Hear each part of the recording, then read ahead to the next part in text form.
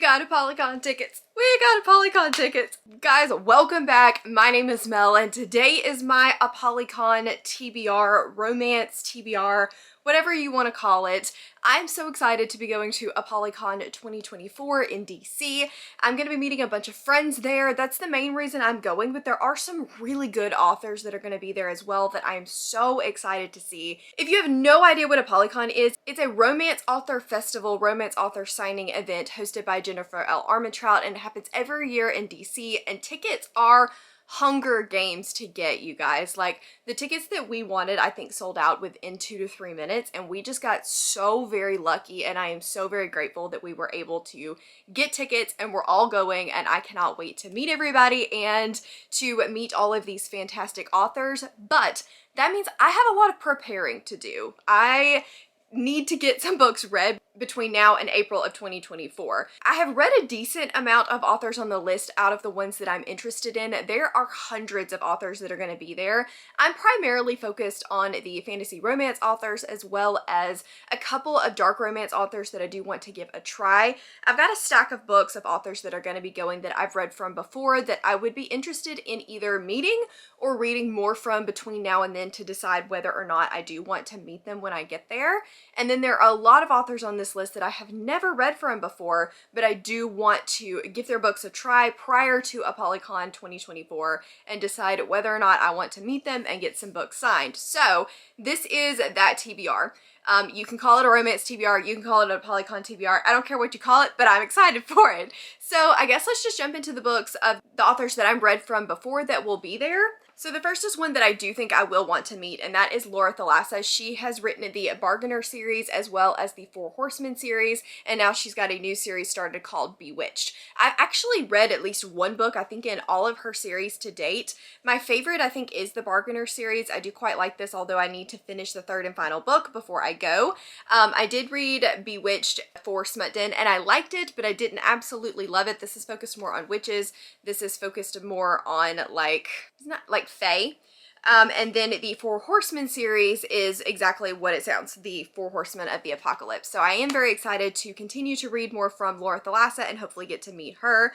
Another one that I do need to finish the series on is the Wolfsmut series or the Fae Guardian series by Lana Pekekrik. This is a series that I did start, really enjoyed the first and second books, struggled a little bit with book 3 and ended up putting it down, but knowing that she's going to be there, I will continue with that and hopefully continue on into the vampire era and further so that I can hopefully love them and get to meet her. This is the Wolf era, and there's 3 books in that one, so I just need to finish off the final book. 2 authors that I am hyped beyond belief to actually get to meet. These are the ones that I'm like legit going for, not gonna lie, is Rebecca Yarros and Carissa Broadbent. Can you believe that these 2 authors are going to be at this event? I'm so freaking excited. So Rebecca Yarros is the author of the cult classic, the fan favorite, the most popular book I feel like on the internet right now, Fourth Wing. This is a Dragon Rider romance and I loved it so very much. It was so much fun and I cannot wait to read the second book prior to going to Apollycon.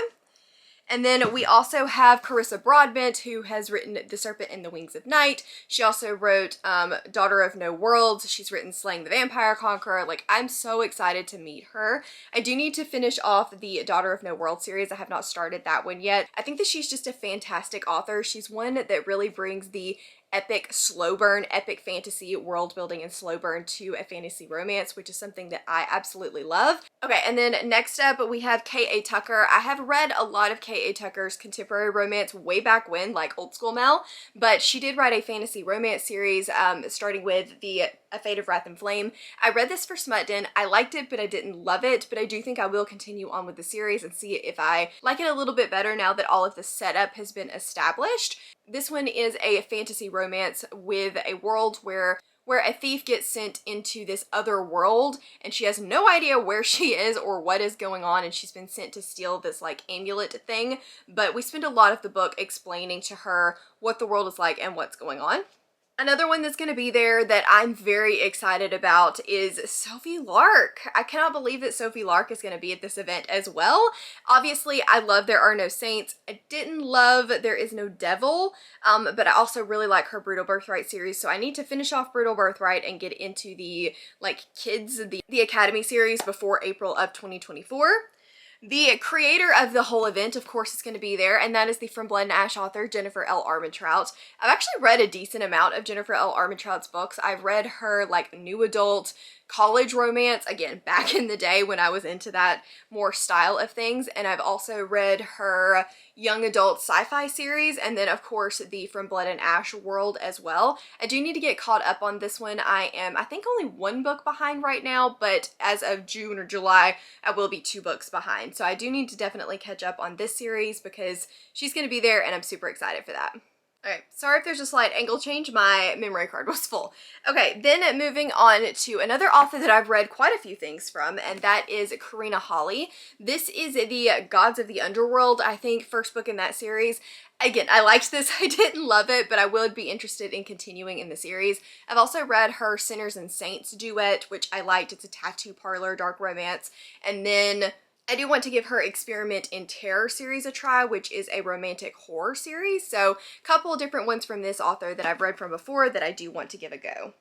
Then we have the, what is this series called? Stay a Spell series by Juliet Cross. This one was gifted to me by Melissa, so thank you, Melissa, and I have already read this one. Liked, but didn't love, but I have heard a lot of people really, really love this series, and so I do want to continue on and see if I like the other books better. It's a companion series about witches, witch sisters, so different books follow different sisters with different creatures. This one was a werewolf, so hopefully I will end up liking other books in the series a bit more than this one. There's also the Savage Lands author, Stacey Marie Brown. This one I ended up giving 2 stars. I think Goodreads says 3 stars, but in my head, it's always felt like a 2-star. This is a fae story, but it is a little bit urban, where it's set in like a post-apocalyptic world where magic ended up winning and humans and fae have to survive together, and our main character ends up in a prison. I'm curious to try book 2 just to see if it was maybe just the setup and everything in this one that I didn't love, but this one has a lot of focus on sex and horny women, so I'm not sure if that's something that's kind of across the board or if it is just this book in particular, so might give the second book a try. We'll see. Haven't fully committed to that yet. Okay, and then 2 authors that I own physical copies of but have not read their books yet is Emily McIntyre. She has written the, like, fairy tale retelling series for starting with Hooked. There's also one for The Lion King. There's one for Wizard of Oz. Melissa also gifted me Hooked. This is the Dark Peter Pan retelling that I am curious to give a go. I know that most people love Emily McIntyre's books and love her writing, so I'm definitely curious to give this one a try. And then one other one that oh, I'm missing one. Okay, that's better. 2 other ones that I have that I want to read prior to going is Shadow of the March by S.M. Gaithier. This is one that I think Kaylee really liked, but she did not like the second book and ended up DNFing the second one, so I'm a little bit worried about this series, but it is a, I believe, fantasy romance following fae and gods. So curious to give this one a try. This is like a 5-book series, so if I like it, I've got a lot to read. And then we have Blood Mercy by Bella Roth. I'm very excited to give this one a try. It's apparently a very slow burn world building fantasy romance, and I love me a good slow burn. That's something that I've been looking for in fantasy romance since Serpent in the Wings of Night, and I've had a really hard time finding it, so I'm hoping that this is the book for me. This is the one that does it. It is not short, and there are 3 of them, I believe, but I'm still really excited to give it a try. Chunky sometimes does it for me, so hopefully this is the case. So let's just go from down the list of the ones that I don't own copies of and maybe haven't read anything from before and definitely want to try. The first is Adeline Grace, who wrote Belladonna. This one scares me a little bit because it is young adult and it says it's gothic infused, but I have heard some really good things about this book in particular. But Belladonna is definitely the one that I am the most interested in trying from her. And then we have Harper L. Woods, who wrote What Lies Beyond the Veil. I'm not sure about this one, to be honest with you. I did not love What Lies Beyond the Veil. It was not a great time for me. But she also wrote The Coven, which is a witchier side, whereas the What Lies Beyond the Veil is a fae side. And I am curious to try that one. I do want to give her one more try, so I definitely will attempt that prior to Apollycon, and hopefully I end up liking that one better. Then we have Amanda Bouchette, who has written A Promise of Fire, and this is one that I saw Becca talk about a while back and I think really liked. And I just had not gotten around to picking these up yet, but I'm excited that she's going to be there, and so now I have an excuse to pick these up. It's about Kat, who is a disguised soothsayer in a traveling circus. Sold. That's all I really needed to know. I know this is a series. I think it has a lot of world building to it. I don't know if it's a slow burn or not, but I'm hopeful that it is, and I'm excited to give it a go. I'm not really telling you a whole lot about these books because there are a lot of authors to go through, and if I did, we would be here forever. We've already been here for like 15 minutes. Future Mel's gonna have to edit this down a little bit. Then we have Alison Carr Wetcher, who wrote A Dark Night and a Golden Dawn. For this one, it is a city of elite and powerful gods, and the season is about to begin. The immortal orders will gather, pair, and create a spectacle for all to witness. It sounds like it may have some games and gods to it. Very excited to give that one a try. Then we have Amber V. Nichols, who has written the Book of Azrael. Have been on my radar for a little while. I've seen hanging around before, but had just not picked up yet for one reason or another. Gets really good reviews. The Book of Azrael, I think, is Demons or the Dead. It says, World Ender meets Ender of Worlds, a king thought long dead and long forgotten. Enemies older than time must put aside their differences and work together in hopes of saving both their world and every realm in between. It sounds really interesting. I'm excited to give that one a go. Then we have Amo Jones, who I read In Peace Lies Havoc from and did not like it. I'm interested to maybe give her one more try, but I'm not 100% sure which book I'm gonna go with. She has a bunch of different stories and different things, and I would want to give one more try, so if you are an Amo Jones fan, let me know down in the comments which one you think I should give a go next. Next, we have Casey L. Bond, who wrote Where Oceans Burn. And this is the first book in the Where Oceans Burn duology. And it's about, I think, people that can fly. Our main character has had the scale tipped in her favor, and before Intention Day, she has to capture the most formidable enemy, and if she doesn't, her wings are forfeit. Sounds interesting, sounds different than what I'm used to reading, so I'm definitely interested in giving that one a try. And then we have Of the Blood by Camilla Renee. This one is a vampire fantasy romance. I'm a little concerned it might be a little too fast burn for me, but it sounds interesting. It is about secrets, lies, and murder unraveling all around our main character, and she must learn to embrace the power rolling through her veins or be snuffed out by the strangling fist of malevolent darkness. Interesting, curious. Hopefully that one's good. Then we have Carissa Weeks, who wrote The Witch Collector. And it's actually 99 cents today, so I think I will buy it. This one is about every harvest moon, the witch collector rides into the valley and leads one of them into the home of an immortal frost king to remain forever. Today is that day, the collecting day. But he will not come for her. She has lived in the village for 24 years, and all that time he has passed her by. His mistake.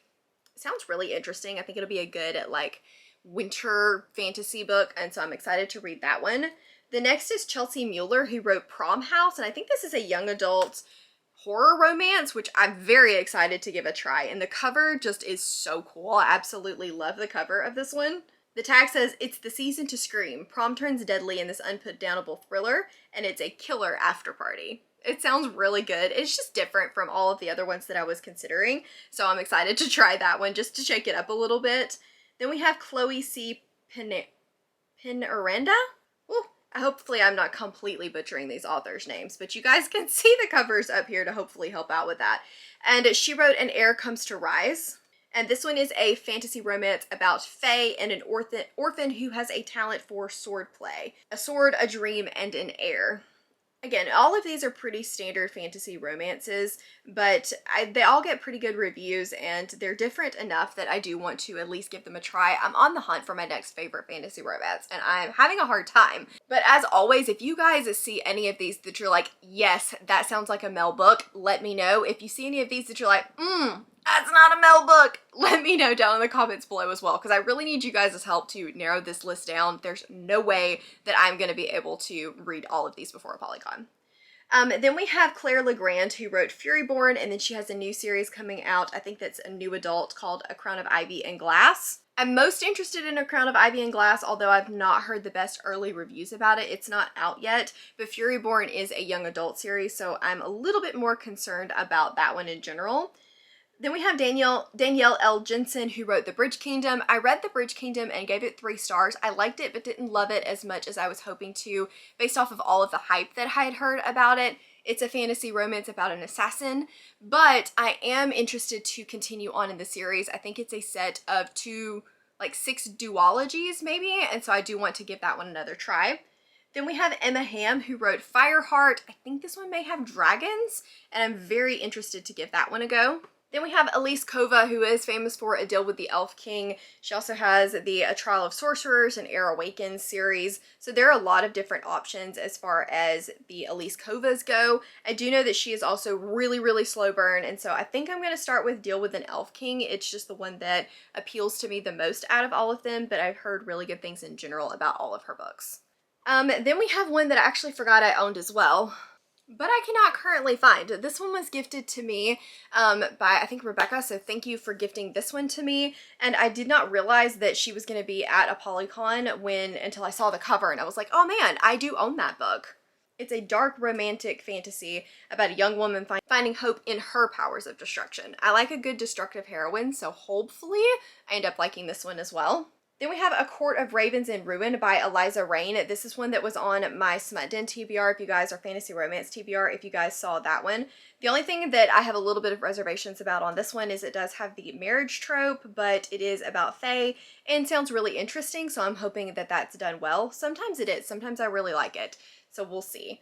Then out of the dark romance books, A Dangerous Temptation by Gina Darling is one that I was interested in. I believe this is a age gap romance, and it is a billionaire romance, I believe. Then we also have another dark romance by Gina L. Maxwell. This is The Dark King. Oh, I lied. This one's actually a fantasy romance as well. I thought A Weekend Away would be the perfect escape until I woke up married and trapped by the King of the Dark Fae. It is urban. Sometimes that marriage urban trope does not work for me, but we will see. Hopefully it's well done, and I do enjoy this one as well. Then by Holly Renee, we have Kingdom of Stars and Shadows. I've seen this cover floating around, but I really have not heard a lot of people talk about it, so if you think I would like it, please let me know down in the comments. It says, Destiny or Desire, where does your allegiance lie? It's about our main character who's forced to make choices that she's not prepared for, where lies and deception are entangled in the shadows and stars as they unravel, so shall her fate. Betray a kingdom or betray her heart. It sounds slightly young adult, but I'm still interested in giving it a try. Let me know if you've read it down in the comments. Next up we have Autumn Tithe, by Hannah Parker. I really like the cover for this one. It looks like a frosty fantasy. That's fun to say. Every girl in Ballamore dreams of being chosen by the Fae. And for some, it's because they promised to deliver them to the beautiful fairy realm. But for our main character, it's because her closest friend was chosen the previous year. After trying to accept her fate, she discovers that her friend is in danger, and she is trying to rescue her. We have H.R. Moore with A Kingdom of Shadow and Ash. And it's about legend that states when a ruler worthy of the name reunites the 5 kingdoms, dragons will return. And honestly, that's about as far as I got in the description before. I was like, sold, we're talking about dragons. I'm good, that's all I need to know. Then we have the Osseus Chronicles by Ivy Asher. This is one that I've had on a couple of romance TBRs before, and it is about bone witches, which I find just very intriguing. Then we have Jay Bree, who has gotten really popular for her Broken Bonds series recently. I personally am not as interested in that one, but she does have another one, The Crowns of Oath and Curses, which looks pretty interesting, and it is a romantasy series. That word just gets me every time. It's about a woman that devoted her life to a king who was not her own, and on the road to ultimate honor and glory, she lost everything. She is the Rooksbane Evening Star. She is the favored child return, a witch of the woods, the greatest enemy of the fates' blessed mate. So it sounds like it could have fated mates, which is not my usual thing, but hopefully I still enjoy it anyway. Then we have Between Wrath and Mercy by Jess Wisecup. This is one that's come highly recommended by Melissa. I think it is a pretty long one, but she thinks that I will enjoy it because I believe it's a slower burn, doesn't necessarily have the fated mates trope, but it does have a mother trope in it, which is, as you guys know, not always my favorite thing. It says a mother will do anything to save her child, no matter the cost. Two characters must work together to find the beloved and to save the girl from the Fultrons and fulfill the prophecy of peace. We're getting there, guys. We are getting there. One that I do want to reread is the Night Huntress series by Janine Frost. I love Cat. Like, this is an old school Mel read and I love it so much. I loved it. So I'm hopeful that when I reread it, I will still like it. Probably not, but at least I can give it the old nostalgia try. This is a Vampire Huntress series. And then another one that I have read before and really liked was the Elemental Assassin series by Jennifer Estep. She also has an epic fantasy series or an epic fantasy romance as well. Yeah, Kill the Queen. And I'm interested in giving that one a go because I've heard that it is much more of an epic type scale fantasy romance, and so hopefully I will like that one as well. And then we have Ruthless Mate by Jen L. Gray. This one is about two dragon princes arranged to marry one, kidnapped by the other. That sounds really good and I'm very excited for it. Then we have A Secret in Onyx by Jessica Florence. This is another one that I think I've had on a couple of different TBRs, or at least I've seen it floating around, and so I'm interested to give it a try. It is a high fantasy fae romance, and the tagline says, "Everything I knew died when the end of the world came. People dropped dead and electricity vanished. Those who remained alive were never the same again." So it sounds like it could be an urban fantasy turned epic fantasy, which is a pretty common thing that I'm seeing a lot nowadays in fantasy romance series. Then we have The House of Night by Kristen and PC Cast. I'm going to be doing a impromptu buddy read over on my Patreon along with Cassidy for this series, or at least for the first book. I'm not promising that I will read the whole series, but I am excited to give this a try because this is, again, like way old school Mel fantasy romance that I really liked. It's about vampires and it was a lot of fun when I read it. I don't know that I'm going to like it now, and I'm fully expecting to just have fun with it, but I think it's going to be a lot of fun to reread it with everyone. Then we have Awakened Fate by Lucinda Dark, and this starts with the Crown of Blood and Glass. Betrayed by a friend and saved by an enemy. This is about our main character who was betrayed by her closest friend, and a guy that she thought was her enemy is going to save her. It does have a soulmate trope, which I don't typically like, just because I feel like it's a little too easy on the romance front, but it sounds good otherwise, so I'm not going to let just that one word deter me. Then we have Poison Study by Maria V. Snyder. This is an old school one as well that I know Riley Marie like absolutely loves, still considers it one of her favorite fantasy. And I did not read this series, I don't think, back in the day. If I did, I don't remember it at all. And so I am excited to go ahead and give this a try again. It's about a quick death or slow poison. Locked deep in the palace of the dungeon for killing her abuser, Yelena knows she's never going to be free again. And it involves poisons. There's different magic associated with this series, and I've heard it's excellent. Then we have another one that I forgot to mention that I have actually already read and own, and that is The Blood Trials by N.E. Davenport. I was interested to see her at a romance convention.